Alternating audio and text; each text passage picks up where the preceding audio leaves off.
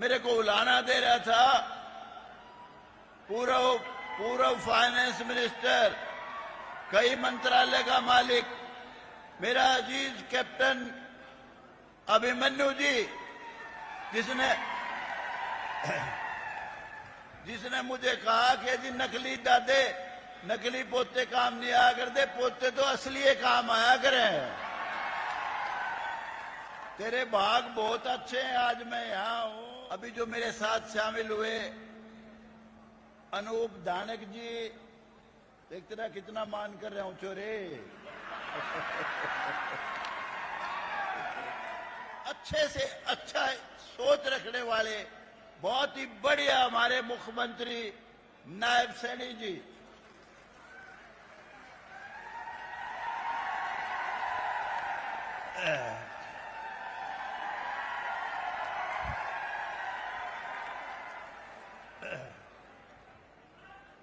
हमारी पार्टी के भारतीय जनता पार्टी के प्रधान, इस समय के एमएलए मेरे अजीज मोहनलाल बड़ौली जी, भाई थोड़े नाम लूंगा, सबके नाम लूंगा तो फिर देर हो जाएगी, जो बात मैं कहना चाहता हूं कह नहीं सकूंगा। हमारे पवार जी इस समय एमपी हैं, पहले मिनिस्टर रहे। हमारे मेरे अजीज बहुत ही दानी पुरुष भाई जोगीराम जी सिहाग, विनोद ध्याना जी, और अभी जो मेरा अजीज, बहुत लकी है तू, मेरे अजीज हांसी से विधायक विनोद ध्याना जी, और भाई नाम ये मिसिज विनोद शर्मा जी, ज्योति शर्मा जी, और भाई सारे समझ लो सबके नाम ले दिए, महिपाल ढांडा जी, और सभी स्टेज पे बैठे हुए नेतागण, और मेरे सामने हरियाणा के भाग्य विधाता मेरे बुजुर्गों, माताओं, बहनों, नौजवान दोस्तों, प्यारे प्यारे बच्चों, और मेरे पत्रकार और चैनल के मेरे भाइयों, मैं आज जो आया हूं यहां, जो पार्टी ज्वाइन की मैंने, यूं ना सोचना वैसे ही आया हूं। जो हरियाणा में रुका पड़ रहा है, कांग्रेस की हुकूमत आवेगी, 200% नायब सैनी मुख्यमंत्री बनेगा। लिख लो मेरी बात को।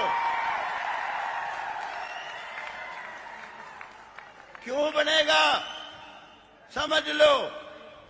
राज वही अच्छा होता है जो सबको सबका हक दे। राजा वही अच्छा होता है जो अपनी संतान में से भेदभाव ना करे, उनको, अपनी जनता को अपनी संतान की तरह ट्रीट करे, और उस प्रदेश में, देश में बसने वाले सभी लोग ये समझें कि ये राजा नहीं है, हमारा पिता है, हमारा संरक्षक है। मैं समझता हूं ये खूबी नायब सैनी में जरूर है, जो मैंने महसूस किया।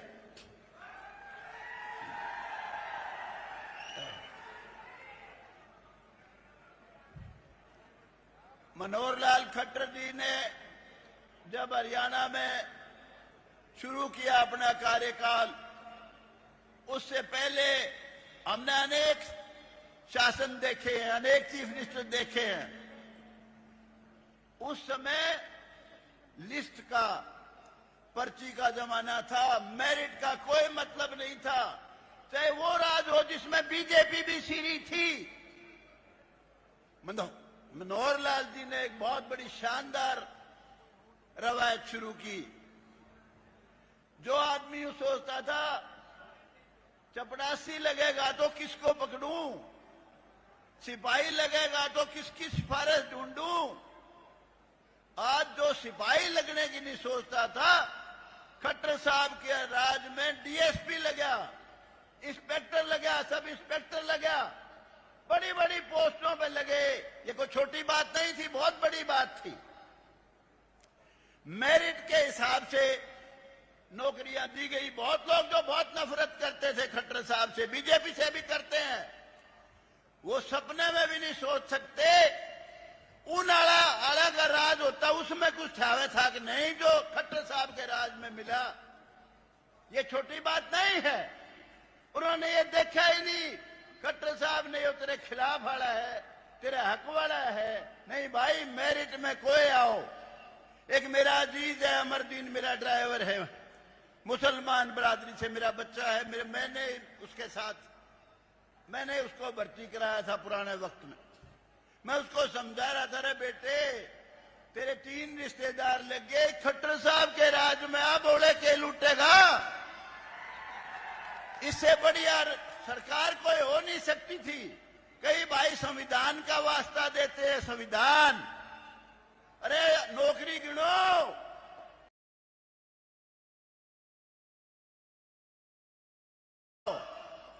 क्यों नफरत करते हो बीजेपी से? और भाई कई भाई जो यूं कह दी हरियाणा तो मारा था, अरे यो कुकर खट आया उरे। मेरे भाइयों, हम सब का यो देश है, सबका हरियाणा है, हम सब इसमें बसने वाले इस देश में सारे भाई हैं, सारे सब एक हैं, थोड़ा सा भी फर्क नहीं है। और ये जात पात ऊंच नीच भेदभाव ये इस देश का सत्यानाश करने की सबसे बड़ी बीमारी है। और ये भ्रष्टाचार, इसने बीज मार दिया इस देश का। भाई खट्टर साहब ने और भी कई अच्छे काम किए थे। इलीगल कॉलोनी सारी लीगल कर दी, नहीं तो बहुत परेशानी से गुजर रहे थे लोग। और उसके अलावा क्या है, उसके अलावा हमारे ड्राइवर थे बेचारे एमएलए के, उसका पास उसको एमएलए दे था तो दे था, नहीं तो नहीं दे था। 20,000 रुपए महीना कर दिए। पीए की तनख्वाह बढ़ाई 20,000 रुपए। और उसके अलावा एमएलए हॉस्टल के सामने सुभाष चंद्र बोस के नाम पे बहुत शानदार पार्क बनाया। बहुत चीजें हैं जो सारा गिनान लगू। अरे मैंने एक दिन यूं कह दिया विधानसभा में, खट्टर साहब आप तो चीफ मिनिस्टर बन गए, आपका तो वक्त कट गया, बिना ब्याह का कुआरे का है। मगर ये जो 35, 40 साल के हो गए, कुआरे मरेंगे, मगर आपने कोसेंगे। अगले दिन 40 साल के अनमैरिड की 3,000 रुपए पेंशन बना दी खट्टर साहब ने। बहुत बड़ी बात की, छोटी बात नहीं। और भाई दूसरी बात, मैं मोदी जी के बारे में, बीजेपी के राज के बारे में 2 मिनट में कह के, और क्योंकि बोलने वाले भाई अभी वीवीआईपी लोग हैं, मैं तो साधारण सा आदमी हूं।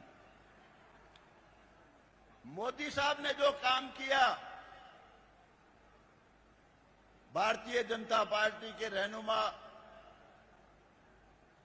प्राइम मिनिस्टर बनके, जो सोच नहीं सकता था, 370 धारा हटाई। कालजा कांपा करता, उस तरफ देखते वक्त भी कहते थे खून की नदियां बह जाएंगी। कोई छोटा काम नहीं था। राम मंदिर का निर्माण, कई भाई यूं कहते थे जी अभी 10 साल छेड़ो ना, छुओ ना। राम मंदिर का निर्माण कराया। और भाई ये हमारी मुसलमान बहन बेटियां, ट्रिपल तलाक इन पर बड़ा खतरनाक था, उसको खत्म कर दिया। महिलाओं को कितना सम्मान दिया, एमएलए एमपी में 1/3 रिजर्वेशन। और उसके अलावा बहुत बड़ा जो काम किया, हर आदमी प्राइम मिनिस्टर तक का भी झाड़ा ले लिया करते, तलाशी ले लेते थे एयरपोर्ट पे। मनमोहन सिंह जी की पगड़ी उतरवा ली थी। नरेंद्र मोदी जी ने इस देश का बहुत भारी मान बढ़ाया, कोई छोटी बात नहीं है। तो भाई सारी चीजें गिनान लग जाऊं, बहुत समय लग जाएगा। मैं केवल इतना कहने आया हूं कि भाई बीजेपी को बनाओ और भाई नायब सैनी को मुख्यमंत्री बनाओ, आपको मिलेगी सबको सबका हक देने वाली सरकार। और नहीं तो मेरे भाइयों, रो के मर्जियों, किसी को कुछ नहीं छावेगा। ये मैं आज कहने के लिए आया हूं। दूसरी बात, मैंने अभी नायब सैनी जी से कहा था, मगर मेरा बेटा नायब सैनी जी पॉलिटिक्स से नफरत करता है, पॉलिटिक्स से दूर है। वो जुडिशरी में जाना चाहता है, उसका लिंक है, बहुत अच्छा वकील है और बार काउंसिल पंजाब हरियाणा चंडीगढ़ की का प्रेसिडेंट रहा है। वो कहता है पापा राजनीति तो सिर्फ मैं आपके इलेक्शन में करता हूं, उसी वक्त आता हूं, मेरी कोई रुचि नहीं, लेकिन मुझे एक बार इस आप वाली पार्टी में भी शामिल करा दो जिसमें आप शामिल हो रहे हो। तो मैंने नायब सैनी जी से प्रार्थना करिए भाई उसको भी शामिल कर लो। आया हुआ, आजा बेटा। आपने सबने यूं बताओ, राज बनाओगे